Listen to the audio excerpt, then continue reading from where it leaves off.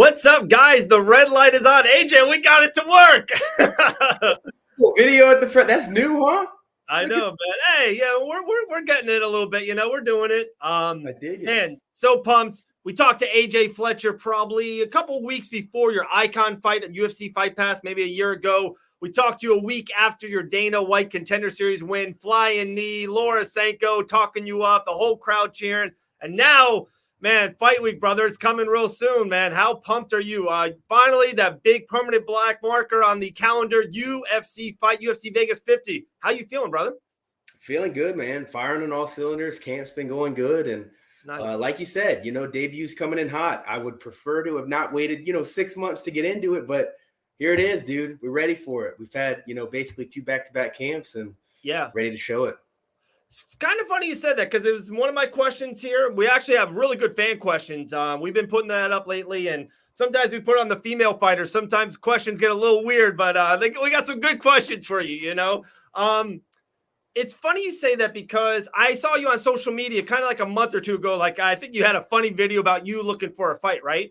But sometimes I just talked to a guy, Cody Law, same age as you, down there, Bellator, fights an American Top Team. And he's like, it's great to stay steady in a fight, but I might want to sit 6 months so I can really level up a game. Maybe my jits or Muay Thai or whatever, or maybe boxing, trying to get a technique or two.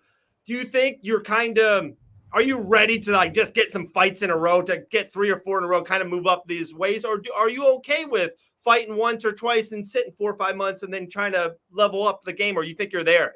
That ain't me, dude. That ain't me. I'm always leveling up. These camps that's the thing. I feel like I'm always leveling up, even when I have a fight coming up. Obviously, I become aware of what my opponents are good at and all that, but my camps are about me. I'm so young that I don't have all the skills. I don't have all the knowledge. I'm still trying to learn, still trying to improve on my basic skill set and add new things to my game. So even with the fight coming up and all that, I'm leveling up. I feel like the biggest level jumps too are from being in the cage. Obviously you want to do it the right way. There's a business to it and all that, but man, I want to be active. I want to have that canvas under my feet, and I want ring time for sure. Right. I agree with you, man. I'm a football guy as well, and they say ain't nothing like a quarterback. You got to play football. Sooner or later, you got to have pass rushers rushing at you. You got to see the safety. You got to throw the ball. You got to throw bullets. You got to be live. You know what I mean? Another question. So Semelsberger, if I'm a dad, I talk into a microphone, all that. I love the fight game, and but if I can give one advice in this fight for AJ Fletcher, who's a badass, undefeated, don't know how to lose professionally, but my one advice is I would touch gloves with them and then back away for 15, 16 seconds. If you get over 16 seconds, Semelsberger, you're gonna be just fine, man. It's crazy. Oh man, no, he does like that. It is. That's nuts. He finds that mark quick. He makes it's obvious he makes some certain reads, and he knows how to put that right hand on people. We've prepared for that, and I'm not so blind to say that, all he's got is a right hand. No, I know Matt's a complete fighter. I know he brings a lot of things to the table, but who knows? Maybe I'll just run around for 15 seconds, and then after that, we'll just, stand in the middle and just trade. Yeah, it was I think it was a couple of weeks ago, maybe a month ago. I don't know if you saw, it was a prelim fight. A guy touched gloves, and then he started running around the cage, and he kind of tripped up. I think it was Jaleel Willis. I think it was I think so. Yeah. It's that's gonna be AJ. AJ's gonna be running around, but no, I can't wait, man. Every time you're just one of those fighters, you're so exciting to watch, and also too, not giving up any of your game plan, just seeing you you could do it all. If you want to stand up and box, if you just want to have a kickboxing match, if you want to just wrestle and grapple and get gritty, you can do that.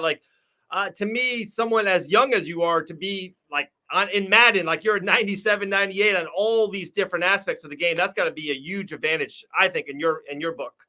Oh, for sure, dude. I mean, imagine, if there's an obstacle one way, you get to try it out another way. And then whenever you try it out the other way, they adjust to that. Then maybe the original thing that you wanted to do starts to open up. So having all these different routes to victory is, I think it's a huge help. Even if I do want to stand and strike, just the threat of a takedown or the threat of wrestling opens that up so much more. It's and I think we're slowly crossing into a new generation of MMA too, where we've seen the specialists and stuff kind of get phased out, but I think this next kind of wave that I think my class is, I guess, is that one that's kind of come up with MMA as the sport and kind of MMA is the sport, and they get into it young enough to where it's almost like a language. The younger you get into it, the more fluently you speak that language. The less choppy it is, the more you know how to string sentences together. I think we're entering into that, and I think that's a big focus of mine, and I think I hopefully capture that in my fighting style pretty well. I couldn't agree with you more. Like, no offense, and he's one of the legends of the sport. I remember watching and buying pay-per-views with Matt Hughes on top. Literally, he would just be the poster, and you wouldn't even know the challenger back in the day. There wasn't all this media stuff. There wasn't all this social media as much, but just Matt Hughes. Matt Hughes in 2022 in UFC is, I don't know. Like, I don't know if he's a all-time champion guy. The level, like, you can't be a 6 at anything anymore. Like, the other fighter will attack any little weakness that you have. And now these top guys like Oliveira, everyone thinks he's so good on the ground, and he's knocking out Chandler and Poirier. He's doing some mean things on the feet. So it's tough, man. There's just crazy levels to it. Oh, for sure. One thing, so 2 weeks ago, Islam fought at a catchweight. This week, co-main event, Mokiano and RDA, some stuff happened. So a catchweight, I know you're a welterweight, but tell me you wouldn't love. Come on, UFC, we got to be better than this. We need a 165-pound division. Like, bring it in, dude. Bring it in. Right, 155, 165, 175. Let's do this thing. Well, I feel like you at 165 would be a monster. Like, you're already a monster at 170, but you think 165 would be the prime weight for you, right? Am I off on that? No, I think you're probably about right. I think 165 would be, it'd be a little bit more of a cut. I'd have to adjust certain things, but I think I can make that pretty easy. And like you said, maybe that's where my body belongs in that weight class. But 170 is my home right now, and I freaking love it. But some people there was a lot of talk like 2 or 3 years ago about introducing the 165. Ego FC is doing it. I don't know. Does one have? I don't think one has a 165, huh? No, Ego FC is the only one. They're the only one. But Habib is really on it. I he's kind of talking. He's talking a big stick. You know what I mean? So I think Dana's going to listen. I don't know. They're Coke. They're Ford, and sometimes you never want to copy someone else, but it's like the right thing. I feel like it doesn't make sense. 125 to 155, we're 10 every weight, and then all of a sudden we go to 170, and then there's middleweight at 185. There's just huge gaps there.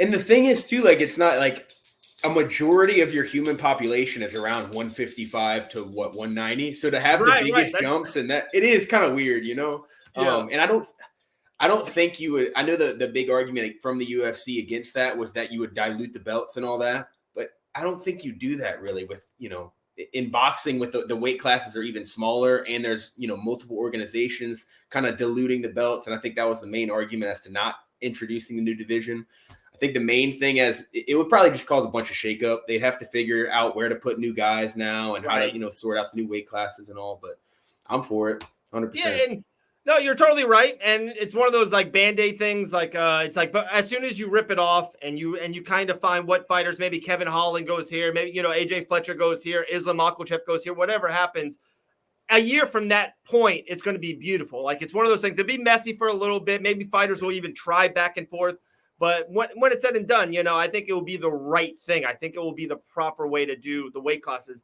And I think it'd be cool. They're doing so many fight nights like yourself. Like, there's a huge pay-per-view. Now there's a big fight night. Then another fight night. Imagine it would be really cool if AJ Fletcher versus Makhachev for the 165-pound championship would main event a fight night. You know what I'm saying? That's a scrap right there, son. I know, man. I know. When you watch him, from afar, you got to be like, that guy can go. He can go. Oh, absolutely. Dude, I would be lying if I didn't say I did film studies on all these Dagestanis and tried to implement so many parts of their game into mine. Like, I'm not going to sit around and pretend like I've been doing it since I've been 8 years old, but I go in depth and I watch. We work a lot of that shit in training. You're like figuring out, okay, what are they doing? They're doing with the wrist. They're doing the leg entanglement shit. What they're chaining this and this together. Why is he shifting his weight here? Like, you can go. It's very subtle little things that they do. And like Bobby Green was saying this past weekend, it's not anything crazy different. It's just the little steps that they're taking, the little stepwise, go here, go here, go here, go here. Right. By step 5, you're screwed and you're in mount and he's got your arm and you're suffocating, dude. It's beautiful what they do. And I love taking little pieces like that from them. Man, that's exciting. That's exciting. Before we get into the fan questions, kind of just one of these things, how, other than the fight game, and I know your tunnel vision fight week coming up, a really good card, by the way. UFC Vegas is stacked. There's like 8 exciting, really great fights on it. Masvidal coming in. A lot of big stuff's happening right now. But just one question: how is AJ Fletcher outside the fight game? How's life outside of it? Everything else good with you and everything going on? Yeah, man. I don't know if you could. It's kind of dark in here, but I moved into a new place at the beginning of February. Out kind of like a little bit further outside the city, right next to a trail I always go to. Let's see, what else is it? As of last Wednesday, where's she at? Hey, sweet pea. I found. Let's see. We're calling her Bambi. Around. Yeah, where's she at? There she is. Hey. Wow. Yeah. But I found her last Wednesday when I was going to do a trail run. She just had puppies and stuff, and somebody I guess didn't want to deal with all that and went and dropped her off, and she was a little underfed and all that. Sweetest little thing. So we took her in. We're fattening her up a little bit. That's awesome, man. That's awesome. Well, congrats on that. That'd be that's 10 years of fun right there. Oh, no. Awesome, man. All right, we'll get these fan questions. I'm telling you, they were good. There's some good questions here, some funny ones, and we'll just let it ride, all right? Roger that. The first one, they go, are you Paul Felder's lost brother?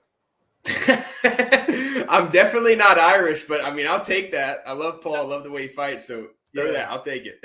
That's a good one, I thought, man. They go, do you ever dream of fighting a big-name fighter like a McGregor or a rising star like Islam Makhachev? Yeah, for sure. Absolutely. Yeah. Who wouldn't want those fights? You want to be remembered. You want to build your legacy. And at the end of the day, we're in there to test ourselves. And there's names that, I don't want to say this. There's definitely names that I would rather test myself against. Like Islam's one of those names. I want to test myself against the real ones, not just the hype jobs, but the real, the George Masvidal's, the Dustin Poirier's, whoever that is in my generation. That's what I would want.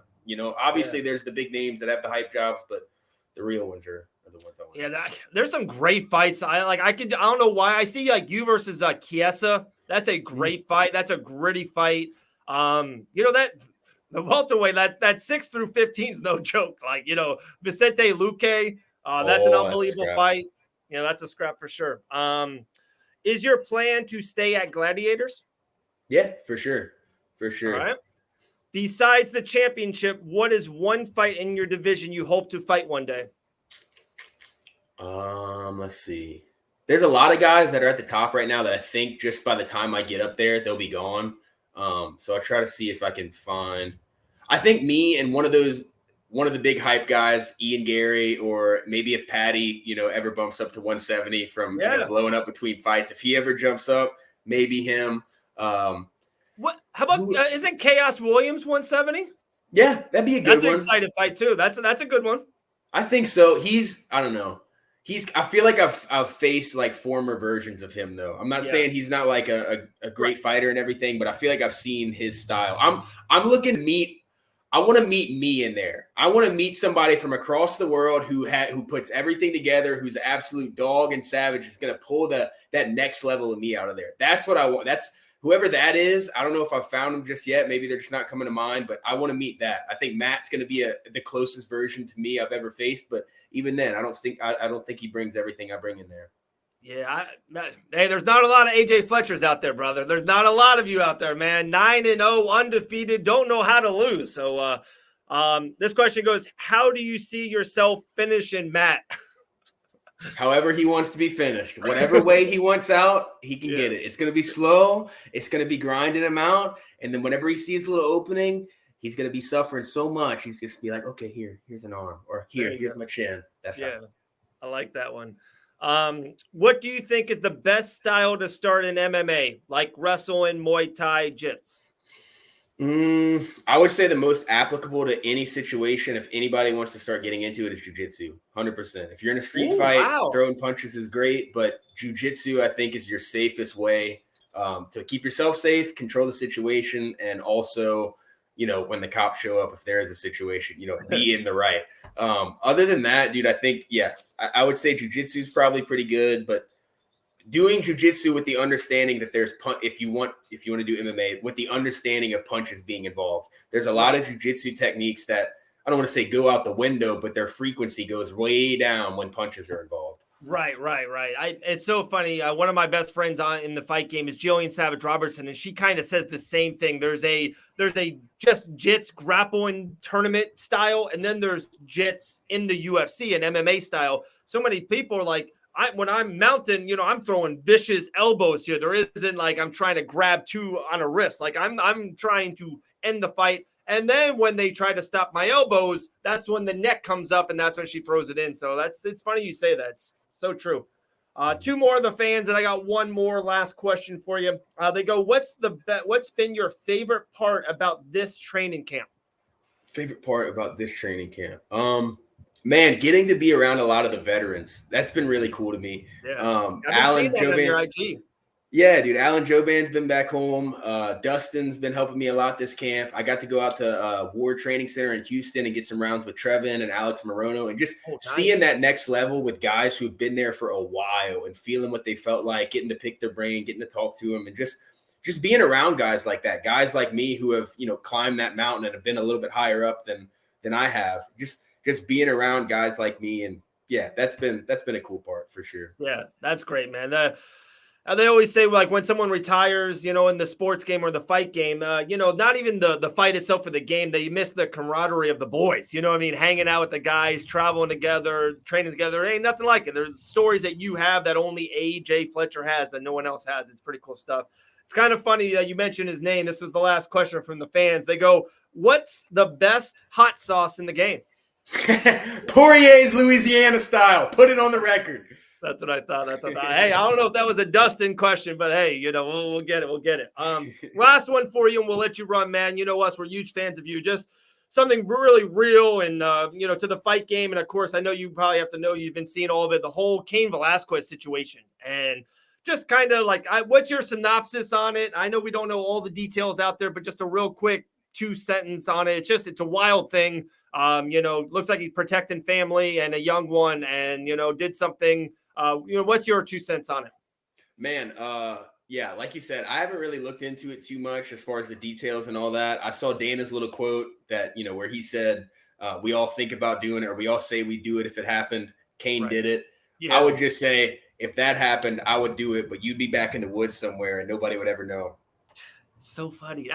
It's so funny. I've talked to a couple people like that, and it's the same thing, right? And also, too, like a couple people, and we don't know the situation, the scenario, and whatever, and how far, but it's like they would always feel like you would, Cain can handle himself, and he's got hands. He's the former heavyweight champion. You think he would want to do hands to the man, you know what I mean, instead of a gun. So I don't know. It's crazy.